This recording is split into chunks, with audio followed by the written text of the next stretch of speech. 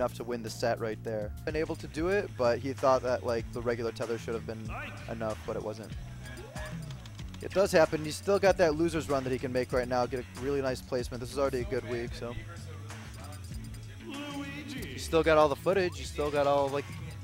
Yeah, it does. Oh. Yeah, the Smashboard's rankings for all games, in my opinion, are not accurate and should not be something that you aspire to be on the top of. All right, Metroid versus Sago. Looks like they're doing hand warmers. Yeah, definitely hand warmers right now. But I don't remember. Like, I feel like these guys had to have played a bunch of times, but I don't remember having seen it recently. Yeah, I think Metroid definitely holds the lead in the stock count or the set count, but Sago, every time I see him play, he gets much like exponentially better. So I would not be surprised at all if Sago were to walk away with this, but Metroid is most certainly the favorite. So we got some controls changes. Yep. So Luigi, Ike. I feel Ike obviously has the range advantage here. Now Luigi has better grounded movements, but Ike does have the quick draw cancel. So if he can hit you with an aerial or something, they both have very good burst mobility from the ground. You're right, but Luigi, I feel like, actually has a little bit of a plus in terms of aerial game. Like Ike has got the really good disjoint. Yeah, but Luigi can do a really good job of breaking out of combos, getting aerials out in quick succession to, like, you'll see how Sago's gonna play. Like he'll do like full like ledge hop dare off the ledge and then get a back air out as well. So like he'll cover like 2 ledge hop aerial or like with 2 ledge hop aerials to edge guard at once. He'll like do like tomahawks where he'll jump over your shield or like jump and like do like a rising aerial and then drift over your shield to do a falling aerial again. So if Metroid gets caught up in that kind of shield pressure or quick aerials, it might be easy damage. But yeah, and one thing about Ike's sword is that unlike Marth's, not all of his swings are like long arcing things that come out quickly. So even though he does have a good disjoint, they aren't quite as good at covering himself defensively. Yeah, the frame data on them they've got very long startup, not too much active frames, and some decent recovery as well. But yeah. Sago just takes a really quick first stock. Didn't even take any percent. Yeah, that was weird. I didn't even like really analyze that because I was still talking about Ike's sword movements. But yeah, just saw that quick robbery right there. See, there's that double aerial I'm talking about right there. Sago able to actually make Luigi's shield pressure look serviceable. Yeah.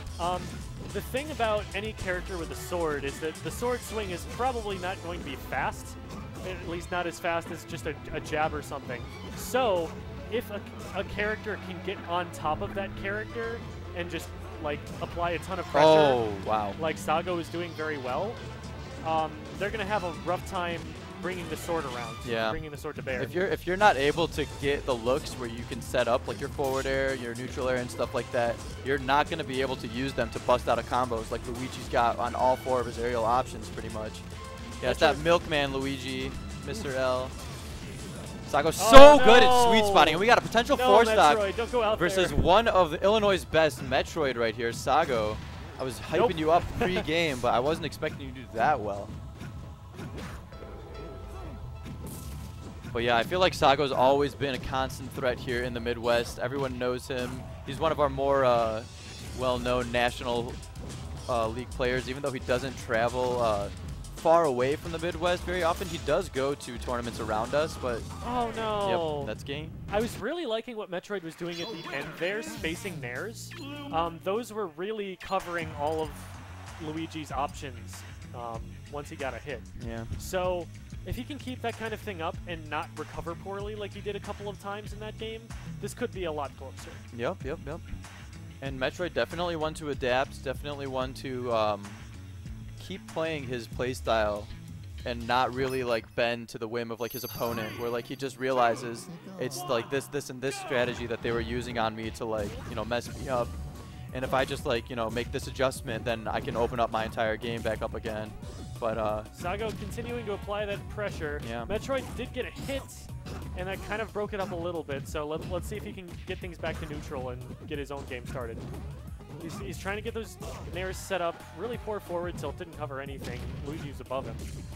Yeah, it's really hard to play Sago's Luigi, especially nowadays that he's got it so optimized, because it feels like you get 1, 2, 3 hits in, but he resets it back to neutral, he gets in, and like he's gonna get 3, 4, 5 pokes on you like every single time, and like really just like reset it and like run away with like a damage lead. Very nice sequence from Metroid to even it up. Yeah, that was a sick counter off stage. Yeah, and I don't feel like there's all that much Luigi can do about that. If he has to throw out the side B, he's gonna throw out the side B and hit your counter. Yep.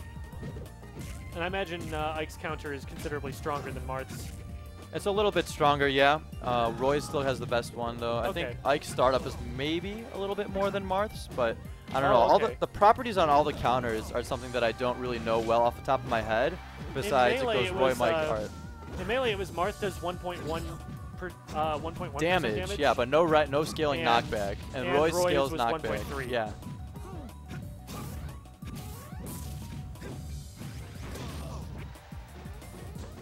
Very even nice game. Oh, wow. Back. That was so risky with that up smash, but I guess it pushed Luigi's back because he hit his shield. He wave dashed back. He baited it. Sago knew it was coming. He actually wave dashed in to try to get an up smash of his own to punish. But because Metroid did a Dacus, the startup of the up smash was actually a little bit earlier, like before he got over there. So he was able to IASA out of it quicker. Okay. Yeah, 1.5% damage on Roy's counter. Yeah, I know Marth's doesn't scale knockback and Roy's does. That's pretty much all I really say on it. I think Ike's is kind of like that as well, but I think it just does a little bit more damage scale. Yeah, 1.2 for Ike sounds reasonable. That's Ike's is one.